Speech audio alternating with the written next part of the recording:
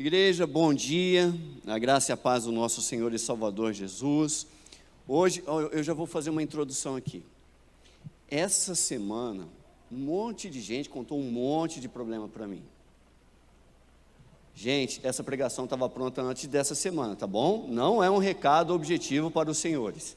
Eu ficava até triste de ouvir, pastor, eu falei, não, vai achar que é para ele.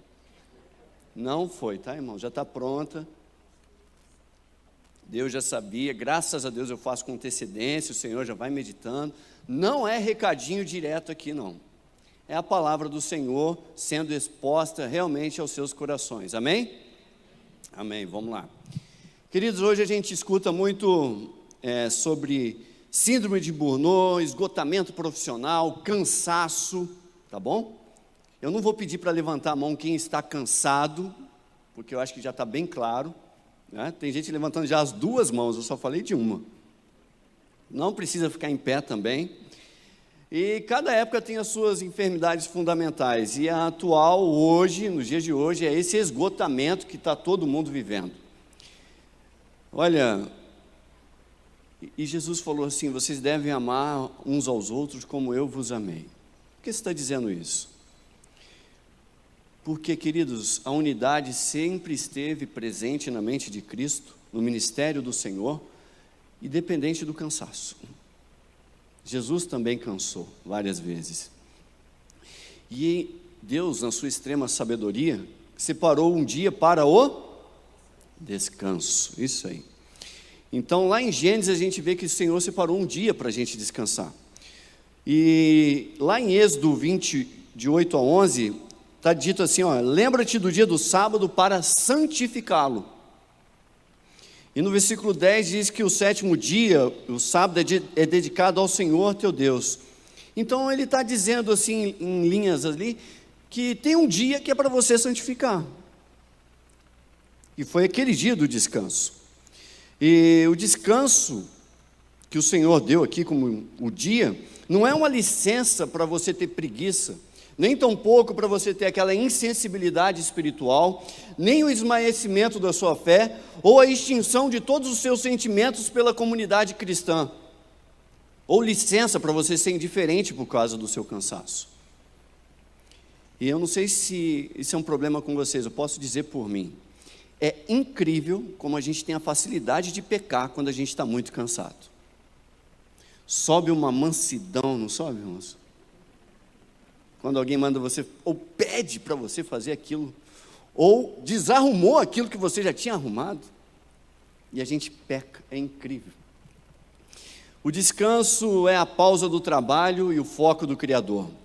A adoração e o descanso do trabalho consiste em um coração de adoração. O que se percebe futuramente em seus mandamentos que o Senhor vai deixando, é que o descanso do Senhor sempre supriu duas necessidades. O sábado cumpre a necessidade do corpo, para dar aquela revigorada, porém também a necessidade interior do homem, corpo, alma e espírito, como vocês quiserem. Deus revela na criação um dia de descanso e adoração, e isso é a fonte renovadora que todos nós temos que ter, a renovação do interior do homem. Êxodo 20:10 vai dizer que esse dia é dedicado ao Senhor, mas queremos tirar um dia da semana para dedicar a quem? A nós mesmos. E o mundo prega isso. E você toma como posse. E aí o que você faz? Cansado, cansado e cansado. E cansaço sobre cansaço. Dedicado. A sociedade do cansaço e da preguiça vai penetrando o evangelho, colocando isso dentro da cultura, vai suprimindo a palavra dedicação, que a Bíblia disse, e vai elevando o descanso acima de tudo. E divorciando esse dia da sua razão maior, que era justamente um tempo para o Senhor enquanto descansa.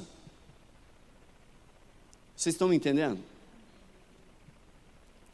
E aí eu não sei se vocês já ouviram essa frase, eu cansado demais para ir para a igreja. O trabalho realmente cansa, já foi anunciado lá em Gênesis, do suor do teu rosto. É uma expressão. Ah, eu estou tão cansado que nunca dá para ir para a igreja.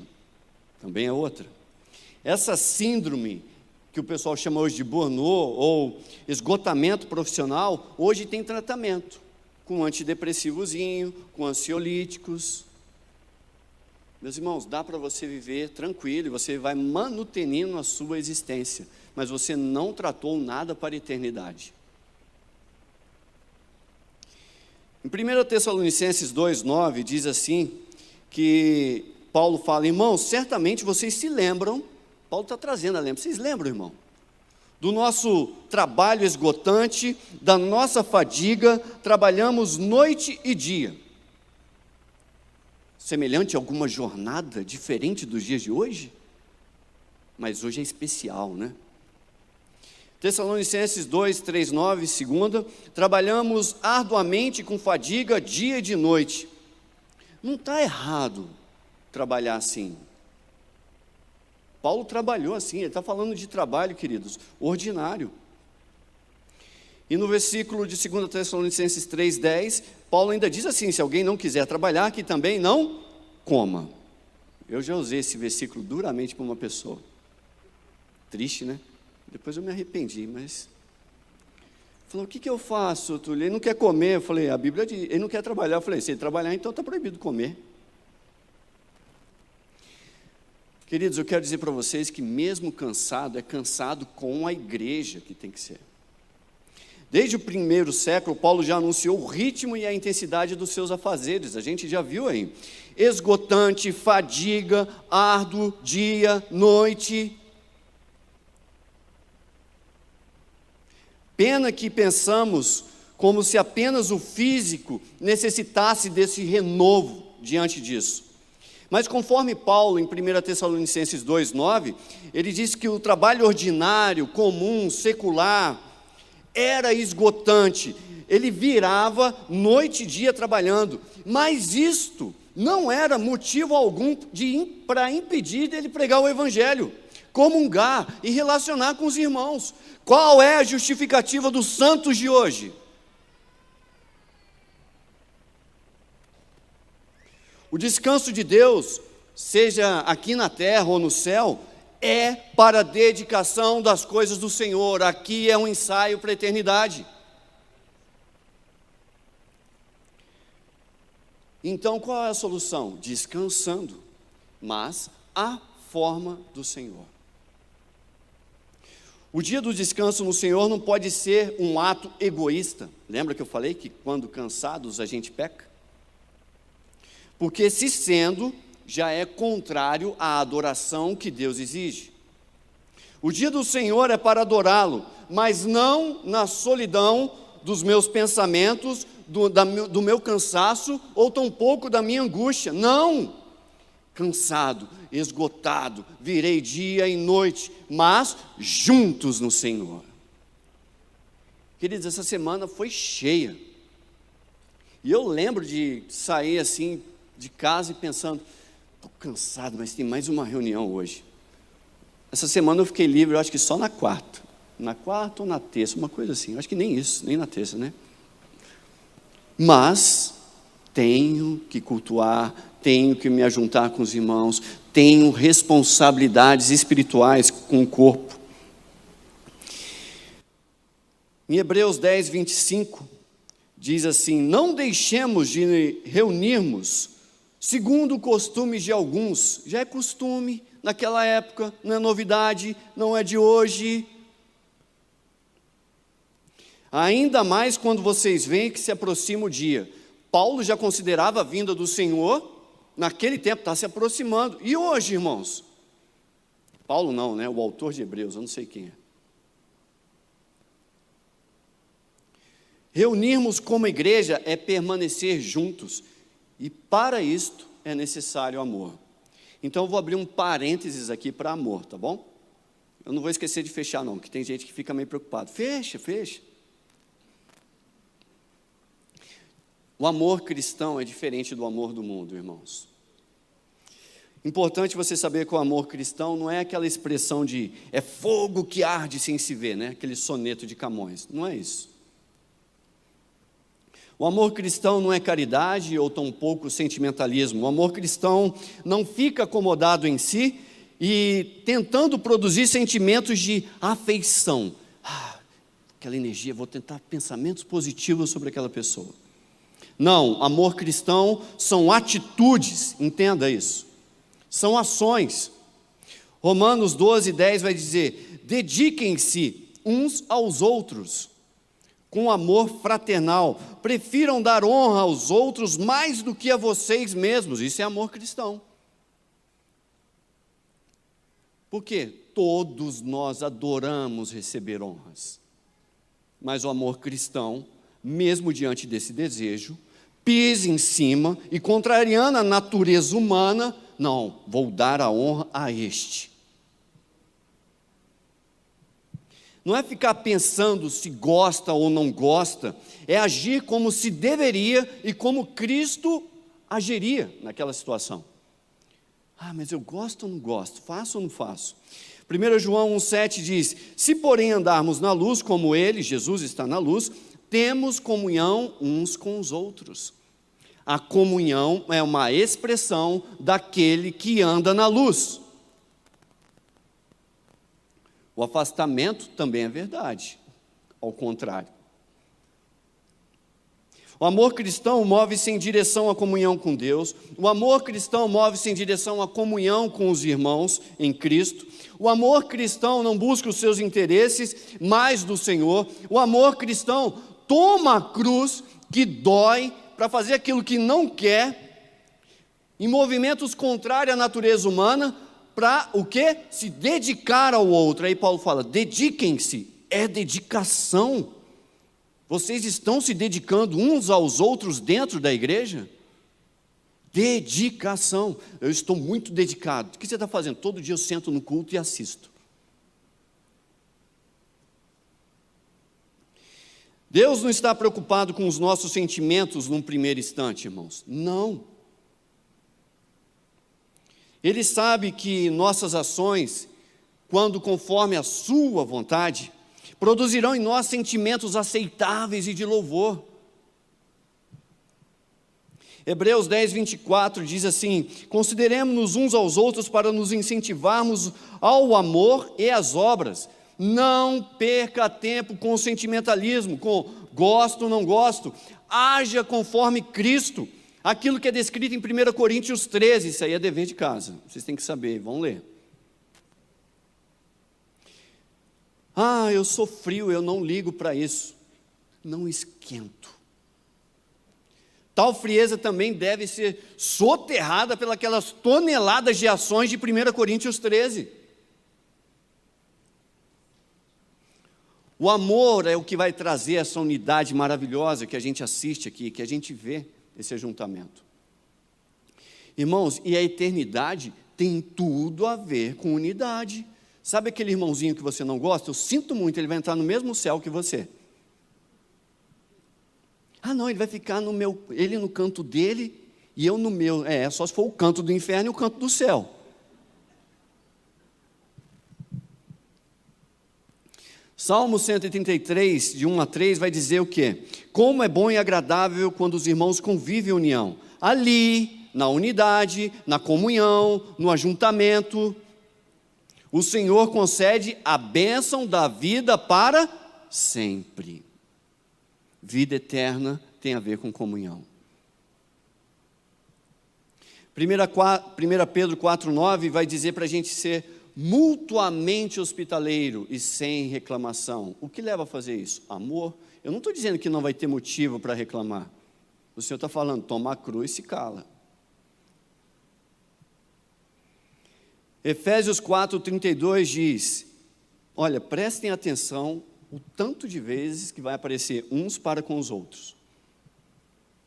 Sejam bondosos e compassivos uns para com os outros, perdoando-se mutuamente, assim como Deus os perdoou em Cristo. Lá em Colossenses 3,16, habite ricamente em vocês a palavra de Cristo. Para quê? Para você ficar sozinho em casa? Não. Ensinem sobre a palavra, para ensinar, e aconselhem-se uns aos outros, com toda a sabedoria vindo da onde? da palavra. E cantem. Gálatas de 5 a 13 vai dizer: irmãos, vocês foram chamados para a liberdade, estão livres. Mas não usem da liberdade para dar ocasião ao quê? À carne. A que Paulo está se referindo? De que forma a vontade da carne se manifesta aqui? Aí ele diz: ao contrário, sirvam uns aos outros. A tendência natural de todos nós presentes aqui é não querer servir, irmãos. E obedecer, isso é obedecer a sua carne, o seu desejo, a sua comodidade, a sua preguiça, o seu cansaço. Sirvam mediante amor, atitudes, ações. 1 Pedro 1,22, agora que vocês purificaram a vida pela obediência à verdade, vocês foram lavados, visando ao amor fraternal, lavados para quê? Para o amor fraternal, próprio de irmão, de irmã, de relacionamento. E sincero, amem sinceramente uns aos outros, de todo o coração. 2 Coríntios 3,11 vai dizer: procurem aperfeiçoar-se, exortem-se mutuamente, tenham um só pensamento, vivam em paz, e o Deus de amor e paz estará com vocês. A condição para o Deus de amor e de paz habitar em seu coração, ser presente na sua vida, é justamente o quê? A comunhão, um só pensamento, viver em paz. Fechei o parênteses sobre amor. Paz, irmãos. Jesus e a comunhão tem tudo a ver. É o que ele sempre quis. Jesus morreu para sermos um nele. Desde o princípio, o relacionamento e a unidade sempre tiveram presente. Sempre. Sendo que teve um primeiro que rompeu esse tipo de relacionamento, de unidade, de comunhão. O nome dele, diabo. Cristo, de forma diferente, observando a sua mente, você vai ver que, sendo a expressão exata de Deus, comunicou isso por meio da oração ao nosso Senhor. Lá em João 17, de 20 a 21. Minha oração não é apenas por eles, rogo, ou seja, ele ora, ele clama a Deus, também por aqueles que crerão em mim. Então não é só por esses aqui, Senhor, aqueles que virão ainda. Para que, por meio da mensagem deles, no versículo 21, ele roga para quê? Para que sejam unidade. Pai, como tu estás em mim e eu em ti. Senhor, Jesus não falou: Senhor, eu estou orando aqui para que ninguém tenha enfermidade, para que todos eles sejam um sucesso profissional. Senhor, para que todos eles... Não, Senhor, olha... Pai, eu estou orando para que eles sejam um, e tenham esse tipo de relacionamento como eu tenho com o Senhor, uns com os outros. Queridos, aí está todo mundo desesperado, querendo ter o máximo de comunhão com Deus, sem querer ter comunhão uns com os outros. Isso é loucura.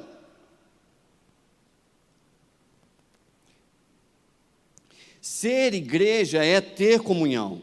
E Jesus, falando com Deus, diz: orei, Pai, dê-lhes poder. Aí a gente até cantou, né? Que a glória, o peso da glória em mim. É isso mesmo? O peso da glória em mim. Aí em João 17, de 22 a 23, dê-lhes a glória, o Senhor Jesus falou. Dê-lhes a glória, o Senhor Jesus já distribuiu a glória dele. A glória que me deste, eu dei a eles, para quê? Para que eles sejam um. Você está querendo a glória de Deus para quê, irmãos? Para ser poderoso? Para fazer milagres? Para resolver problema? Para ser um pouco mais feliz? Assim como nós somos um. Jesus deixou o modelo. E eu neles e tu em mim, que eles sejam levados à plena unidade. Jesus sabia que esta unidade que se apresenta aqui, que vocês veem, é sobrenatural, é contrária à humanidade e é pelo poder da glória dele.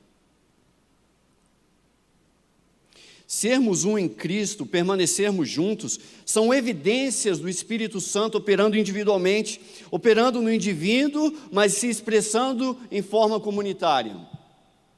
Esse ajuntamento está sendo sustentado lá por aquela oração do Senhor Jesus.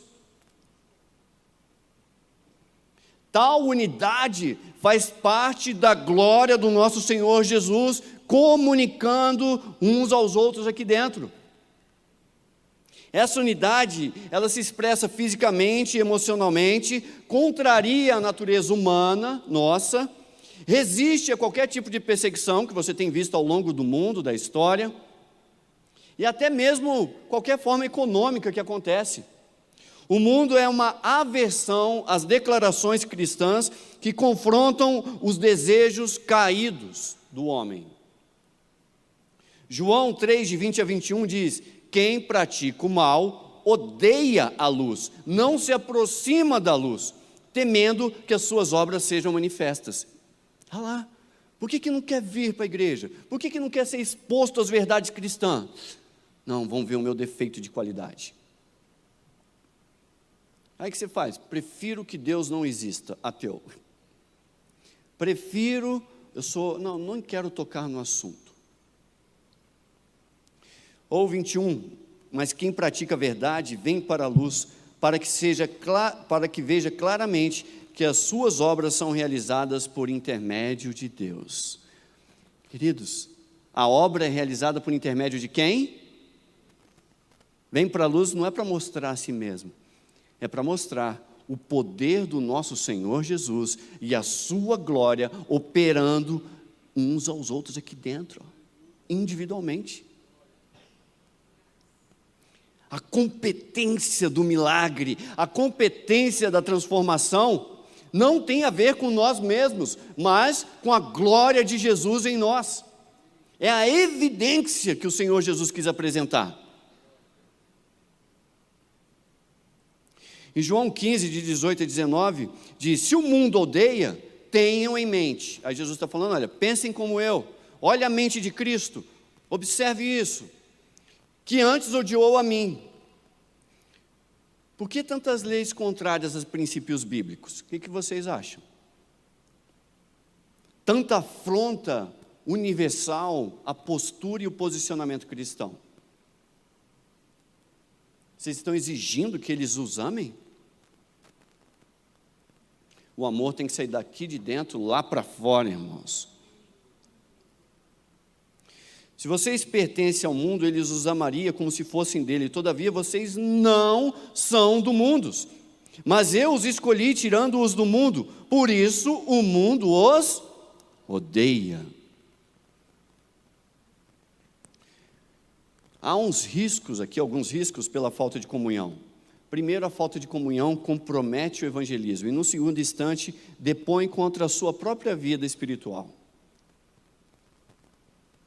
Ainda que a mensagem da fé seja clara, linda, perfeita, a falha na unidade mancha a comunicação do Evangelho de Cristo ao mundo. Quando você vai observar lá João 17, 21, na parte B, que o Senhor vai orar assim, olha, que eles que eles também estejam em nós, para que o mundo creia que tu me enviaste. Aí já está dizendo que a credibilidade da coisa. E no versículo 23, eu neles e tu em mim, que eles sejam levados à plena unidade, não é rasa unidade, é plena, para que o mundo saiba que tu me enviaste, e os amaste igualmente como me amaste.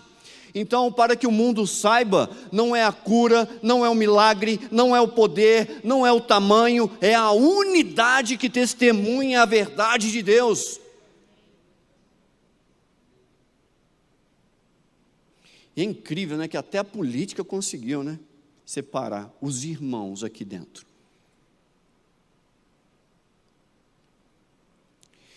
No segundo instante, depõe contra a sua vida espiritual de que forma?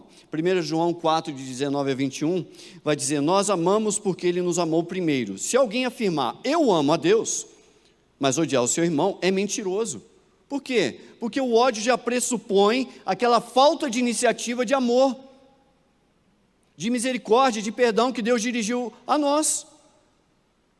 Ou alguém aqui, Senhor, eu amei o Senhor, e Deus, tá bom, em resposta eu vou te amar também. Deus toma a iniciativa do amor, da graça, da misericórdia e do perdão. Igreja, o que a gente faz? O mesmo, uns aos outros. A gente não espera mudança. Nós agimos com amor, com misericórdia, com graça e perdão. Pois, aí continua o versículo, pois quem não ama seu irmão a quem vê, não pode amar Deus a quem não vê. Ele nos deu este mandamento: quem ama a Deus, ame também o seu irmão. Amar como? Como Deus o amou.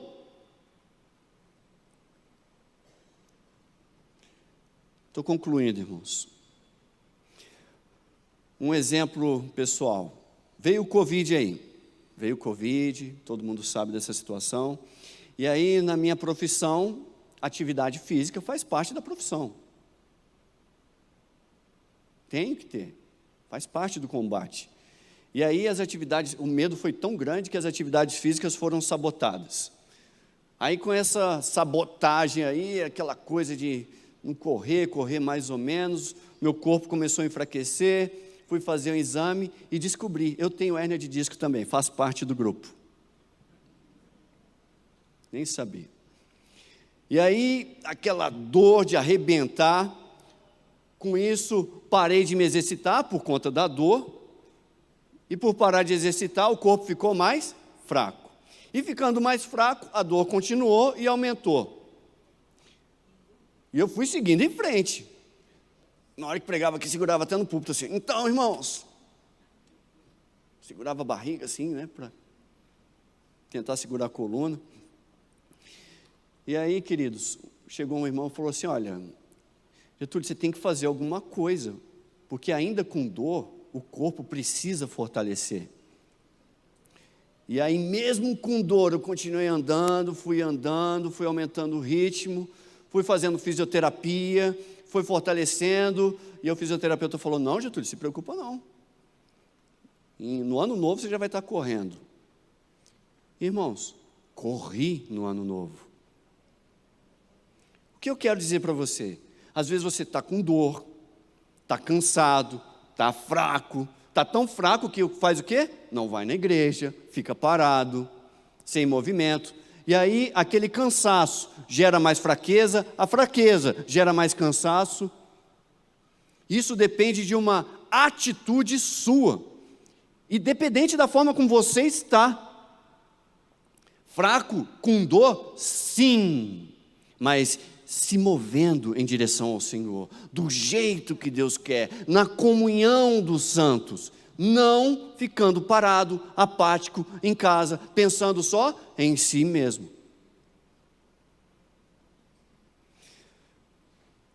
Talvez o cansaço, o sofrimento e a dor que você está passando aí, é fruto desse relaxamento espiritual na sua vida, desse desleixo. Eu descanso completamente aos sábados e ainda estou esgotado.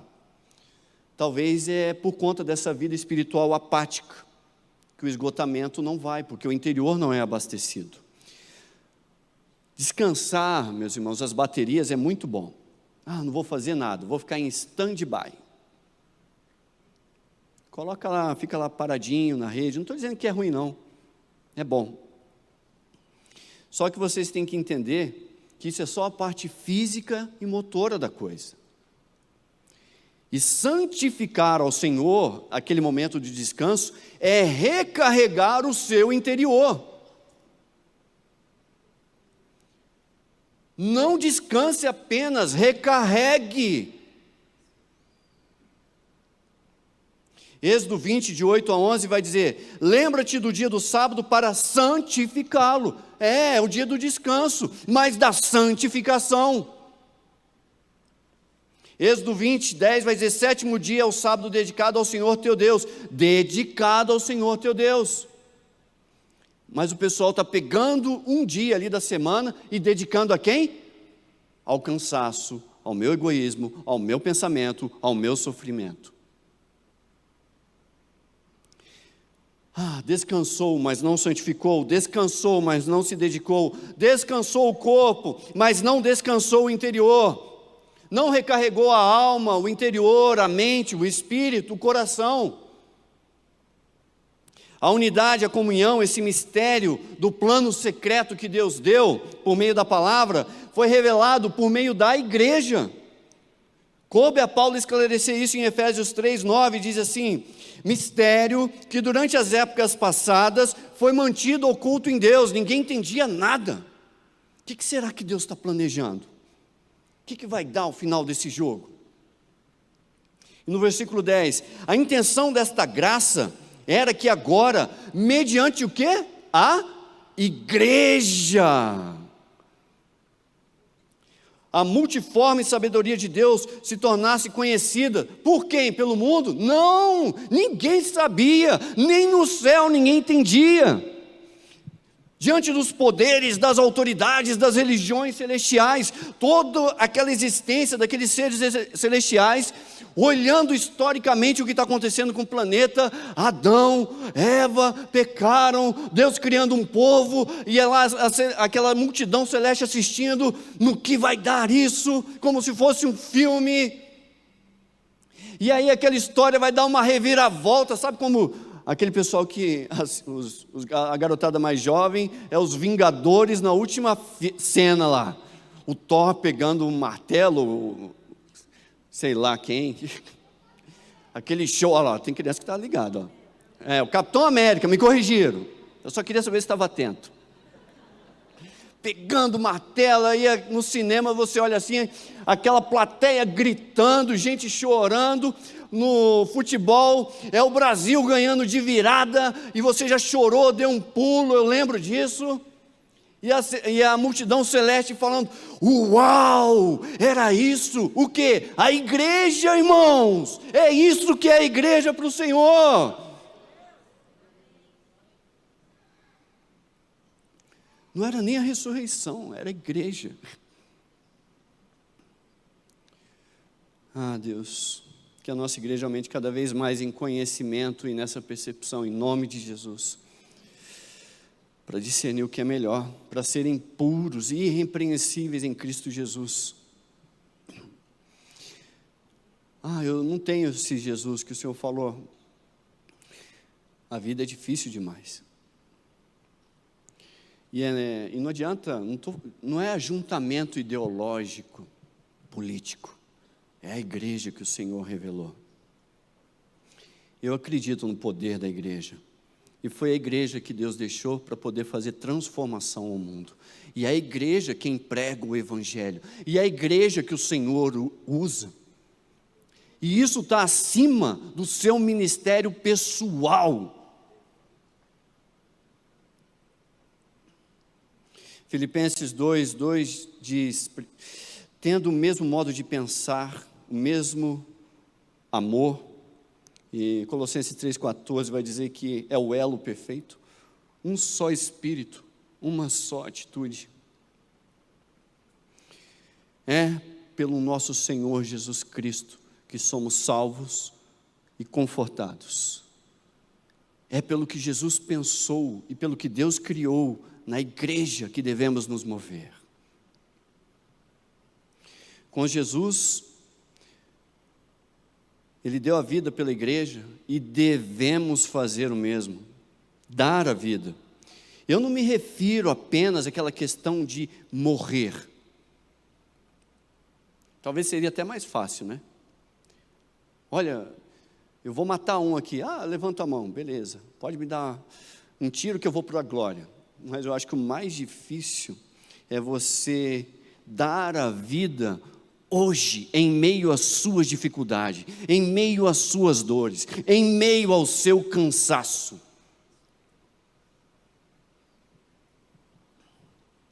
Segundo Coríntios 4:9, Paulo diz, de todos os lados somos pressionados. Alguém não foi pressionado aqui ainda?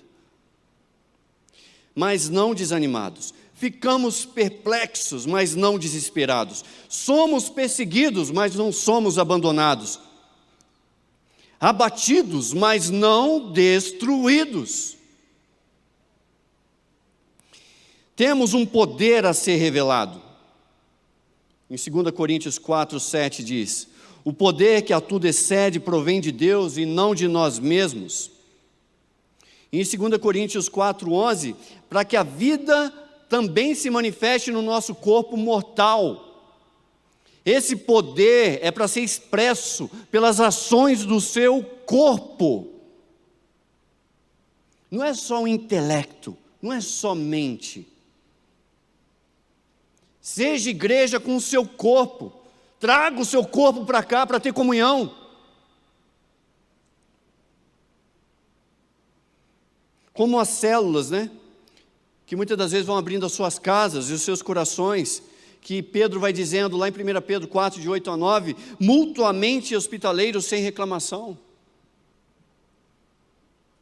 É necessário, irmãos. Como os pastores dessa igreja, que nos diversos ministérios, estamos buscando fazer a nossa parte. Em Hebreus 3, de 12 a 13, diz: cuidando, irmãos, para que nenhum de vocês tenha um coração perverso e incrédulo, que se afaste do Deus vivo. Pelo contrário, nós encorajamos de modo que nenhum de vocês seja endurecido pelo engano do pecado. E para isso, a gente fala mesmo. Por quê? Eu quero vocês lá no canto comigo, do céu. Sabe, meus irmãos, como diz Paulo, completem a nossa alegria com a comunhão do Senhor. Completem. Eu lembro do professor Dr. Gilbert, que deu aula para o Bill Hybels, e ele escreve de uma forma linda Atos 2, eu já li, mas eu gosto demais do jeito que foi escrito. Ele diz assim: houve certa vez uma comunidade de crentes que era completamente devotada a Deus. A sua vida conjunta era cheia do Espírito Santo. Naquele grupo de seguidores de Cristo, os crentes amavam uns aos outros com uma profunda forma de amor, tiravam as suas máscaras e dividiam a vida uns com os outros.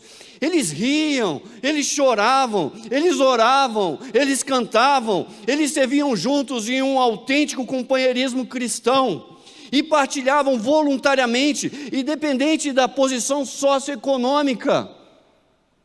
Quem tinha muito dava, quem tinha pouco também distribuía. As pessoas se interrelacionavam de forma que as diferenças étnicas eram eliminadas e as diferenças culturais, elas eram celebradas.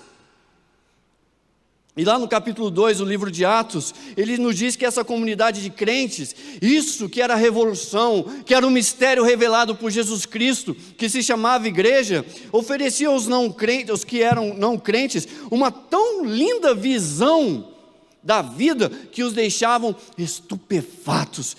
Uau, como eles conseguem, olha que coisa linda. Era tão arrojado, criativa, tão dinâmica, que eles se sentiam atraídos e não podiam resistir, falando: eu quero esta unidade, eu quero fazer parte deste corpo, eu quero a comunhão. E por fim a gente falava: como? Por Senhor Jesus, é por Ele. E aí o versículo 47, o Senhor lhes acrescentava diariamente os que iam sendo salvos. Doe, queridos, os seus recursos para o Senhor. Reparta os seus bens. Doe a sua mente para o Senhor, o seu conhecimento. Mas não esqueça de entregar o seu corpo também para a comunhão dos santos. É necessário, faz parte de uma evidência espiritual madura. Vamos colocar de pé? Vamos orar?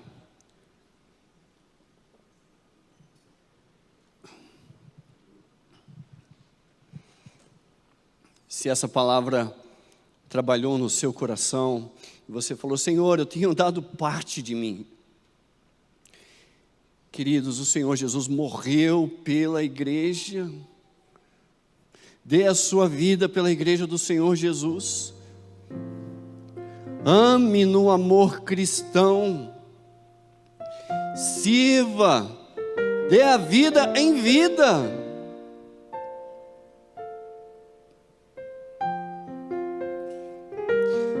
Senhor Deus, Pai, queremos, ó Deus, a maturidade espiritual, a tua igreja aqui em Manaim, o conhecimento, o discernimento, a paixão, o amor, a devoção à tua igreja. Pai, por aqueles que estão cansados, fadigados, sobrecarregados, levanta eles, ó Deus, restaura as forças, restaura a energia, mostra o poder restaurador da comunhão do Senhor, o que pode fazer no interior de cada um. Que o descanso, ó Pai, não seja mais forte que a devoção em nossos corações. Que o descanso desta igreja seja na comunhão do Senhor, na santificação do dia. Pai, que esta igreja, Senhor, venha completar a nossa alegria em nome de Jesus. E que seja uma coisa linda, maravilhosa, em que aqueles que não têm o Senhor venham ser atraídos por isto. E nos ajuda, Deus, a ter aquela mesma admiração que o Senhor Jesus Cristo teve pela tua igreja. Em nome dele eu oro. Amém. Amém. Queridos, uma palavra de esperança para vocês nessa semana. A família nos céus e na terra, isso está em Efésios. Eu estou orando por vocês em cima da palavra do Senhor. Oro para que com as suas gloriosas riquezas Ele os fortaleça no íntimo do seu ser com poder por meio do Espírito Santo. Essa oração é para a família nos céus e na terra. Família não é só na terra, é no céu. Aqui é só um ensaio do que lá terá. Para que Cristo habite em seus corações mediante a fé.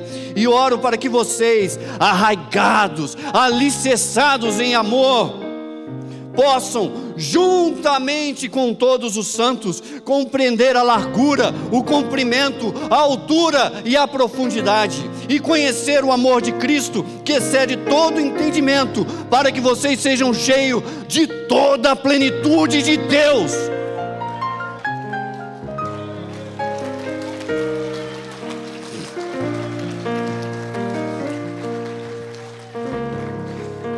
Isto é a palavra, é o que Deus deseja. Oramos conforme a sua vontade.